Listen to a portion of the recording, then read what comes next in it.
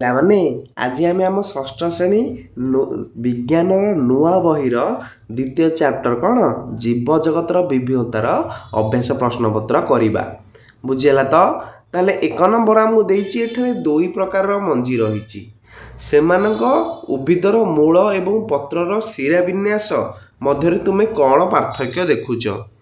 ତାହେଲେ ଦୁଇ ପ୍ରକାର ମଞ୍ଜି କ'ଣ କ'ଣ ଦେଇଛି? ଗୋଟେ ହେଲା ଗହମ ଆଉ ଗୋଟେ ହେଲା ରାଜମା। ତାହେଲେ ପିଲାମାନେ ଗହମ ହେଉଛି ଏକ ବୀଜପତ୍ରୀ ଶସ୍ୟ। ବୁଝିହେଲା? ଗୋଟିଏ ବୀଜରୁ ପତ୍ର ସୃଷ୍ଟି ହେବ। ଏହାର ମଞ୍ଜିକୁ ଦୁଇ ସମାନ ଭାଗରେ ବିଭକ୍ତ ଆମେ କରିପାରିବା ନାହିଁ। ଏହାର ଚେର ମଧ୍ୟ ଗୁଚ୍ଛମୂଳ ଅଟେ। କିନ୍ତୁ ରାଜମା ପିଲାମାନେ ସେ ହେଲା ଦୁଇ ବୀଜପତ୍ର ହେଲା। ଏହାର ମଞ୍ଜି ସହଜରେ ଆମେ ଦୁଇଟି ସମାନ ପାଳି ବା ବୀଜପତ୍ରରେ ବିଭକ୍ତ କରିପାରିବା। ଏହାର ଚେର ହେଉଛି ପ୍ରଧାନ ମୂଳ ହେଲା। ଗହମର ହେଉଛି ଗୁଚ୍ଛମୂଳ ଆଉ ରାଜମାର ହେଉଛି ପ୍ରଧାନ ମୂଳ। 2 ନମ୍ବର ପ୍ରଶ୍ନ ଦେଇଛି କିଛି ପ୍ରାଣୀମାନଙ୍କର ନାମ ନିମ୍ନରେ ଦିଆଯାଇଛି। ସେମାନଙ୍କୁ ସେମାନଙ୍କର ବାସସ୍ଥାନ ଆଧାରରେ ବର୍ଗୀକରଣ କର। କ ଚିହ୍ନିତ ଅଞ୍ଚଳରେ ଜଳଚର ପ୍ରାଣୀ, ଖ ଚିହ୍ନିତ ଅଞ୍ଚଳରେ ସ୍ଥଳଚର ପ୍ରାଣୀ ଏବଂ ଗ ଭାଗରେ ଆମେ ଉଭୟଚର ପ୍ରାଣୀର ନାମ ଲେଖିବା। ତାହେଲେ ପିଲାମାନେ କେବଳ ଜଳଚରରେ ଯାଉଛି ଆମର ଡଲଫିନ୍, ତିମି, କଙ୍କଡ଼ା। ସ୍ଥଳଚରରେ ଘୋଡ଼ା, ମେଣ୍ଢା, କୁକୁର, ପାରା, ଜିଆ। ଉଭୟଚରରେ ବେଙ୍ଗ ଆଉ ଶାମୁକା।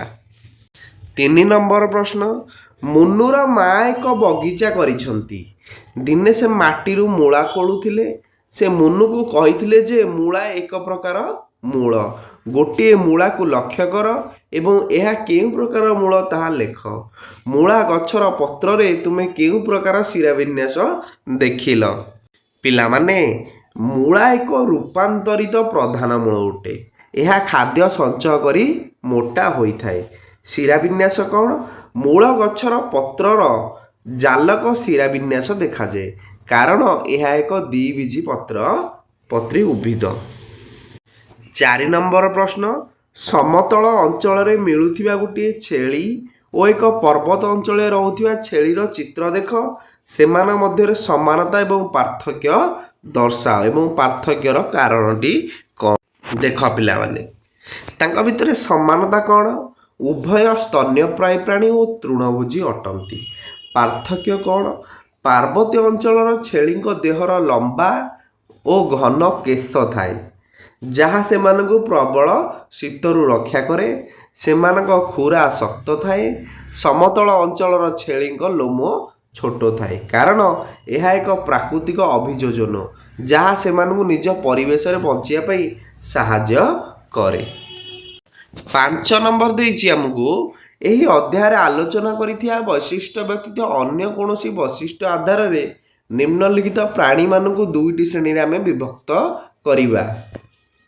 ତାହେଲେ ପିଲାମାନେ ଜଳଚରେ ଆମର ଯାଉଛନ୍ତି ତିମି, ମାଛ, କଇଁଛ।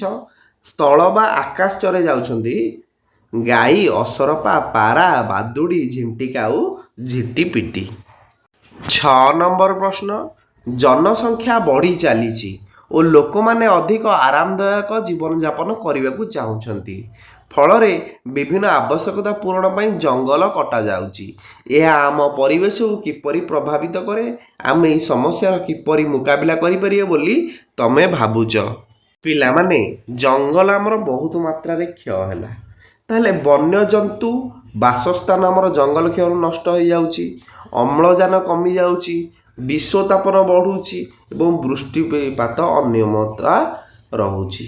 ତାହେଲେ ଆମେ ସମାଧାନ କ'ଣ କରିବା? ଆମକୁ ବ୍ୟାପକ ବୃକ୍ଷରୋପଣ କରିବାକୁ ହେବ, ଜଙ୍ଗଲ କଟା ବନ୍ଦ କରିବାକୁ ହେବ ଏବଂ ଜନସଂଖ୍ୟା ନିୟନ୍ତ୍ରଣ ସହ ପରିବେଶ ସୁରକ୍ଷା ପାଇଁ ସଚେତନତା ସୃଷ୍ଟି କରିବାକୁ ହେବ।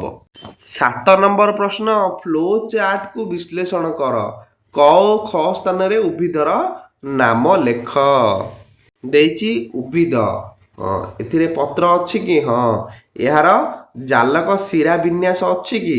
ଗୋଟେ କରେ ଥିବା ହଁର ଲେଖିବା ଯାହାର ଶିରା ବିନ୍ୟାସ ଥିବ ଆଉ ଗୋଟେ ଯାହାର ଶିରା ବିନ୍ୟାସ ନଥିବ।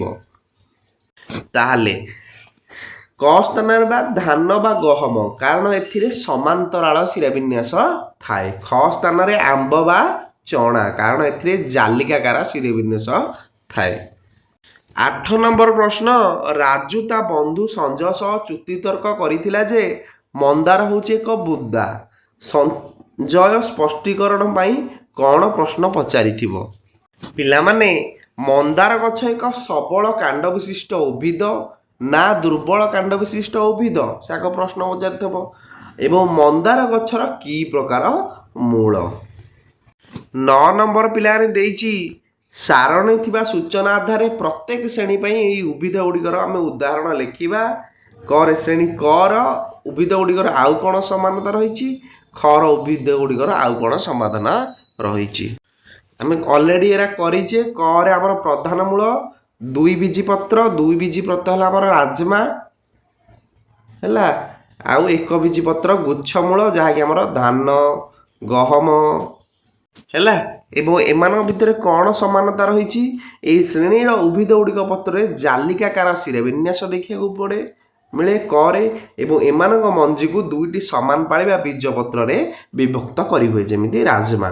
ଖରେ କ'ଣ, ଏହି ଶ୍ରେଣୀ ଉଦ୍ଭିଦ ଗୁଡ଼ିକ ପତ୍ରରେ ସମାନ୍ତରାଳ ଶିରା ବିନ୍ୟାସ ଦେଖିବାକୁ ମିଳେ।